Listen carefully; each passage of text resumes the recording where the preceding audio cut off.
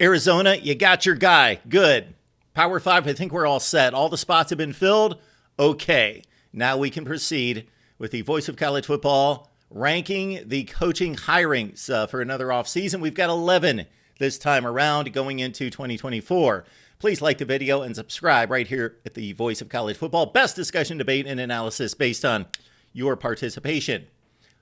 We take our first stop at Syracuse. Dino Babers finally given the heave-ho. 41-55 with the Cuse.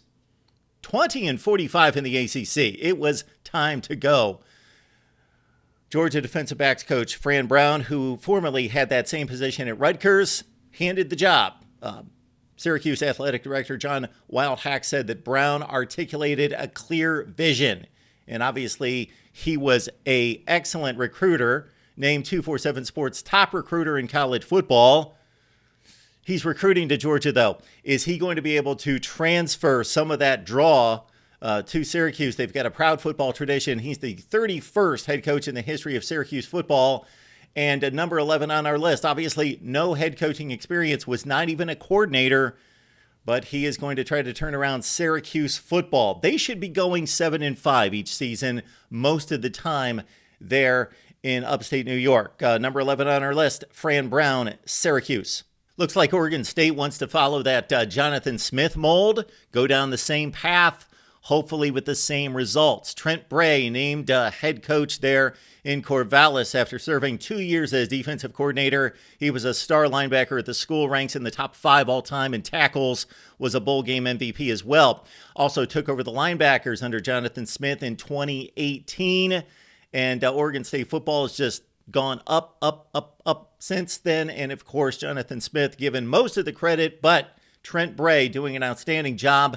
His Beaver defense the last few seasons ranking in the top 3 in the Pac-12 in just about every category, not just the traditional statistics, but in regards to takeaways and red zone defense and all of those measurables. Trent Bray is next up at Oregon State. And again, they want to follow that Jonathan Smith, 10-3, 8-5 the last 2 years after they were one of the worst programs, not just in the Pac-12, not just in the Power 5, one of the worst programs in terms of metrics in the last 20 to 25 years in college football. Jonathan Smith turned it around. Can Trent Bray keep it going? Brent Brennan, you've got a tough act to follow. San Jose State head coach Brent Brennan gets the job at Arizona. He had failed his last attempt. When they hired Fish, Brennan was in the running. Well, at San Jose State, he took over a pretty awful football team. They had been 19-30 prior to his arrival. Brent Brennan actually made them worse before he made them better. They were 3-22 his first 2 seasons with the Spartans. Then he finally turned it around. Now, are they knocking out 10, 11, 12-win seasons at San Jose State? No, Brent Brennan has won people over because of a lot of other factors besides just the win-loss record. Just 7-5, 7-6 the last 2 years.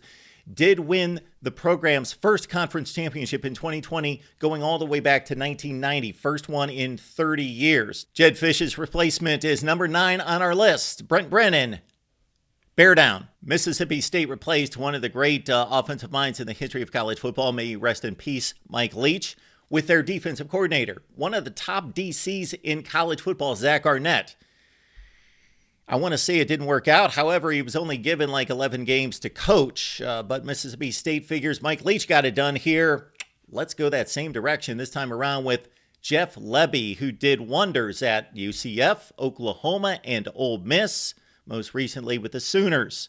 His Oklahoma team in 2023, that offense was top 6 in the nation in a zillion different categories. One of only 3 offenses in the country to be top 6 in the nation in all those different metrics, along with LSU and Oregon. Jeff Lebby also known for recruiting, and you got to think that this might be the Lane Kiffin kind of effect. Number one, their biggest rival is Ole Miss and Lane Kiffin, who's tearing it up there in terms of recruiting, transfer portal, and the win-loss record at 11-2. Mississippi State sees that, and they see Jeff Lebby's kind of like that. He's worked with Lane Kiffin. He draws recruits because of his communication style and his relatability, but also because they want to play for an offensive team, an offensive-minded coach. He can attract that side of the football, get a strong DC, and Jeff Lebby could do good things at Mississippi State, where Dan Mullen won, Mike Leach won. You can win 8-9 football games at Starkville on a fairly regular basis. Number 8 on our Voice of College Football coaches hiring list, Jeff Lebby, Hail State. First-time head coaches to college football sometimes can't handle the job. Maybe it's a little bit too big for them. Maybe there was a bit of a stretch or reach. Used to being coordinators, used to being an assistant coach, and just a little bit too much for them. But then they pull back, they get some more coordinator positions, and they learn from guys that are successful. They're able to soak up that knowledge, that information, that approach, and apply it to the second job. That's what Duke is banking on with Manny Diaz. We know the story the first time around. Successful defensive coordinator, coached in a couple national championship games. Gets hired at Temple's on the job for about 2 weeks, and Miami calls, and I got to admit, although it proved out he wasn't quite ready for the position, although his record would say he's done pretty much what all Miami coaches have done for the past 15 or 20 years. Manny Diaz took that job at Miami, and of course, he was just there for 3 years. He did finish 21-15, not good enough. He's ousted. In the meantime, gone to Penn State, successful program, has pulled together a tremendous defense. So the recruiting has been exceptional for Manny Diaz at a number of stops, including Penn State, including when he was a head coach at Miami and brought in a top 10 class there, one of the recruiting cycles. But look at the Penn State defense. Look at the work of Manny Diaz. He's got that side of the football down. He's put together his staff. Now can he get out there and apply what he's learned at stops like Penn State? And say what you will about James Franklin not winning big games, but James Franklin has a strong program there at Penn State, and Manny Diaz has hopefully learned from him and others. So Duke, it's a tough replacement here. Mike Elko, Manny Diaz, it's your deal, and you're number 7 on our coaches hiring list here at the Voice of College Football. I don't know if Tom Allen headbutted too many guys or not enough guys, but he's out as the Indiana head coach after really strong seasons in 2019 with a Gator Bowl appearance in 2020, almost beat Ohio State, and went to a bowl game against Ole Miss, finished 6-2 that season, all downhill from there. The records overall, and especially in the Big Ten, atrocious for Tom Allen, and 3-9 out the door. Okay, is Indiana a hopeless situation in the Big Ten, especially with the 4 incoming teams from the Pac-12 and increased schedule? Well, Curt Cignetti says, no, we got this. 52-9 in James Madison. I love the vibrato at his opening appearance as Indiana head football coach at the basketball game. He takes the mic and says, you know, we don't take a back seat to anyone, and basically said, Purdue sucks. And you know what? Ohio State and Michigan suck too. When asked during an interview what he tells recruits about selling himself and selling the program, he said, Google me. I win. Let's see if he can win at IU. Our number 6 coach on our list of best hires for this offseason, Curt Cignetti. After 63 years on this earth and 31 years as a football coach, Willie Fritz says he has finally hit his coaching home run at Houston. University of Houston let Dana Holgorsen go after a disappointing first season in the Big 12 with just 2 wins in the conference and blown out most of the time. Now they go to Willie Fritz, and we know what he did at Tulane. Basically took over a really bad football program. They had gone to just 2 bowl games since 1999. He takes over in 16 and gets them to bowl game after bowl game after bowl game with pretty marginal records. Then has the down season of 2-10, but the last 2 seasons, of course, he has put Tulane in a great place. They win the Cotton Bowl 2 years ago against USC. They followed up with another undefeated season in the American Conference before they lose the conference championship game. And Willie Fritz now goes to Houston, the big time, the Big 12, his first shot in the Power 5, and he's next on our list of coaching hires. Arizona, it was nice while it lasted. Jed Fish did a remarkable job. He stepped in for Kevin Sumlin, and before that, Rich Rodriguez, 2 big names that have won elsewhere, but Rich Rod ran amok off the field. And for Kevin Sumlin, don't know what the motivation was. He hasn't been able to pick up his career since then, but man, he ran this roster, this program into the ground, and here comes Jed Fish. Had a great reputation across the country, both with stops at UCLA, offensive coordinator there. Michigan did an outstanding job, was an up-and-coming coach, but man, he lit it on fire at Arizona. We know what he accomplished there.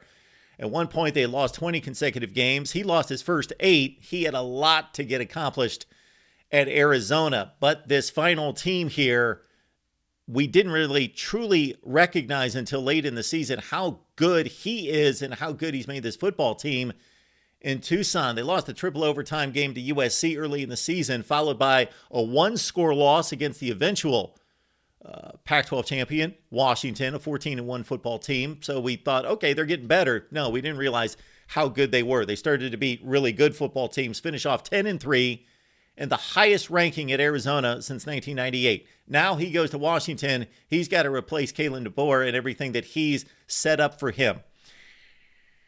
And I think he's in a good position. We know what Washington brings to the table. They're historically a top 15 to 20 program in the country.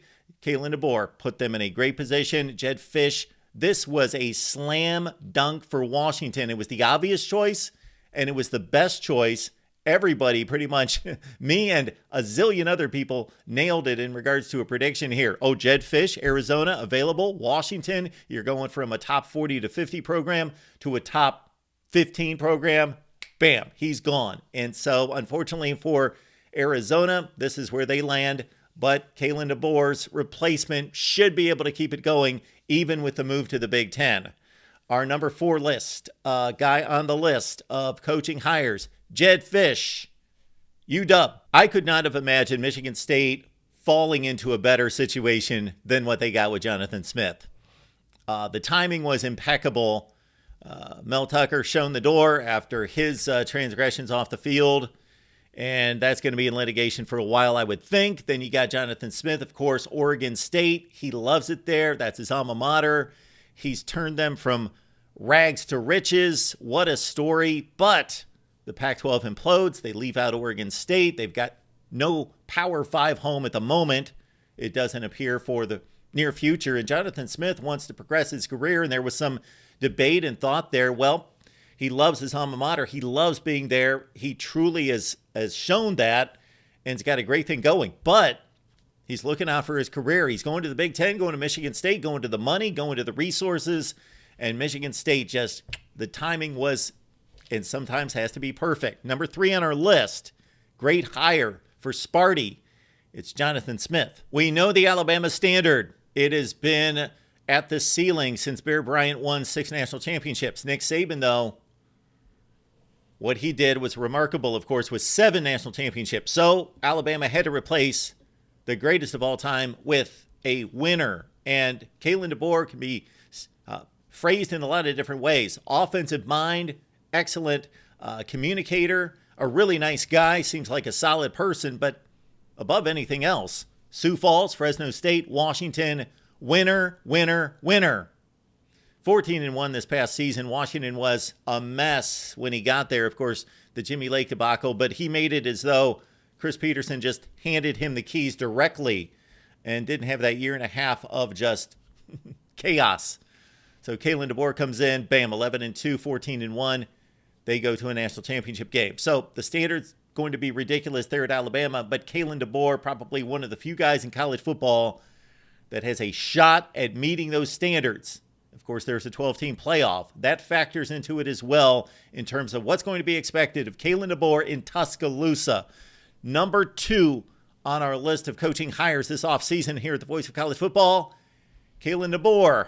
Roll Tide. Mike Elko won at Duke.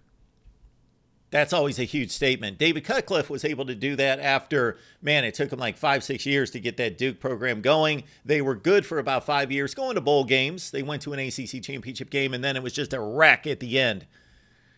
Before Mike Elko, Duke had lost 15 of 16 ACC games. Their roster was gutted. They were just getting blown out by the week. He takes the same players, and he goes 9-4. That 2022 season for Duke is remarkable, and it gets overlooked. They played a tough schedule, scheduled some Power Fives out of conference. They did not lose a game by more than 1 score. They were in every game, 1-score games across the board. They came within, most likely, 1 penalty in the red zone of going to the ACC championship game. Mike Elko did a remarkable job there as a first-time head coach. Defensive mind, one of the best in the country, coming from Texas A&M. You know what? Well, It's a good fit, him going back to Texas A&M.